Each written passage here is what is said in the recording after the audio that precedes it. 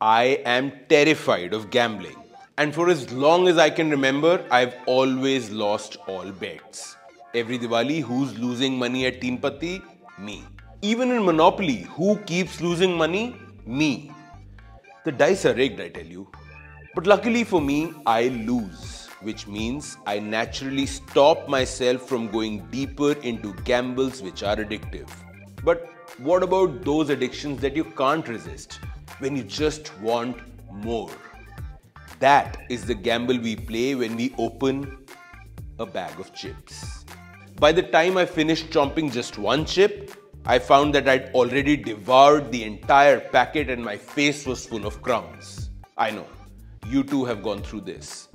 And that you have many questions. Is there some addictive black magic in my packet of chips? Is it all my fault that I have zero self-control? Or is there something in these chips which makes them so damn addictive?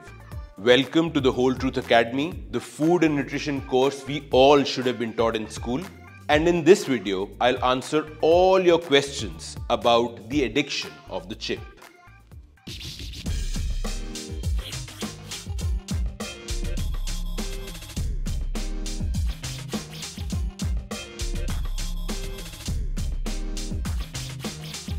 Take potato chips. Okay, so it's got potatoes. To be precise, potato starch or potato flakes, which form the base of this chip. Then they are fried in refined vegetable oils, which, depending on the number of times the oil is reused, may contain unhealthy trans fats. Then, manufacturers will add artificial flavorings and seasonings, the perfect chemical cocktail to keep your tongue hooked. After that come preservatives and sweeteners and stabilizers and emulsifiers, and you get the drift. So that's what goes into a packet of ultra processed potato chips. Now let's get to the second part. What makes them so damn addictive? Like the powers of Captain Planet coming together, salt, fat and sugar combine to bring you dopamine. The chemical that your brain releases whenever it has a pleasurable experience. So, shopping, smelling cookies baking in an oven, sex, and chips all trigger dopamine. A lot of what I'm going to tell you is available in the book titled the same, Salt, Sugar, Fat, How the Food Giants Hooked Us, written by Michael Moss. When we eat foods that are high in these three ingredients, the brain interprets this as a positive experience and releases dopamine, as a way of signaling that the behavior is rewarding. It likes the feeling and therefore wants more and more and more. And this unholy trinity creates a bliss point that maximizes pleasure and triggers a strong response in the brain's reward system. Here's how it works. Our brain associates salt with electrolyte balance. So when we consume salt, our brain processes this information in an area called the gustatory cortex and initiates the release of dopamine. So we tend to seek out more. Similarly, our brain associates sugar with energy. So when we consume sugar, the brain processes the information and initiates the release of dopamine. Again, we tend to seek out more sugar. Unlike salt and sugar, fat isn't a taste. So it doesn't directly trigger the release of dopamine. But fat accentuates the flavors and aromas in the chips, which the brain then associates with pleasure, and that triggers dopamine. Understand this. Cigarette smoke that carries nicotine from our mouth to the blood in our brain takes around 10 seconds, meaning 10 seconds from feeling the desire to smoke to feeling the reward of smoking. Now look at sugar. It does not need to enter the bloodstream as it goes straight from the taste buds to the brain in just 600 milliseconds. That's 20 times faster than cigarettes. Boom.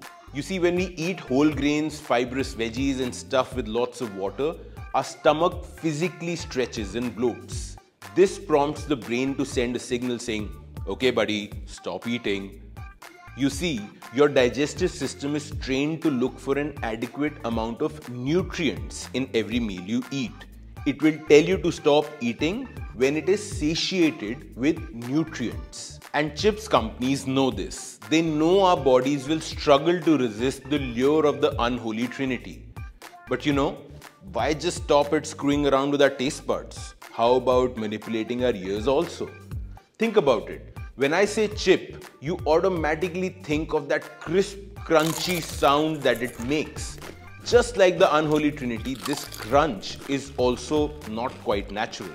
Companies spend loads in research and development to come up with the audio engineering of that sound, that pleasant, satisfying crunch that will trigger us anywhere, like a little Pavlovian dog to respond with a desire for more chips. It's a tough one, honestly, especially once that packet is open and you're already munching, half the battle is already lost. But hey, all is not lost. I do have a few solid tips for you, but only if you first subscribe to this channel and share this video with 5 friends who you know are stuffing their faces with chips right now. Firstly, actually, half the battle is lost the minute you buy multiple packets of chips. You eat one and the rest just sit pretty in your pantry, waiting to lure you in. The best hack I know is not to stock up on chips.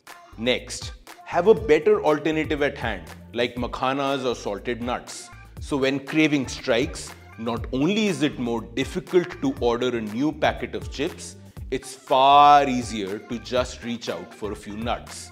Thirdly, redefine cost. I know many of you were thinking, do you even know how much nuts and makhanas cost?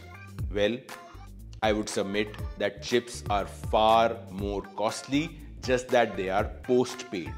You pay the cost as health pills later on in life. And lastly, don't treat your stomach as a garbage bin. Many a times I finish a packet of chips that I've opened because hey, who will now find a rubber band and keep this back for later? And I don't want to waste food by throwing it away.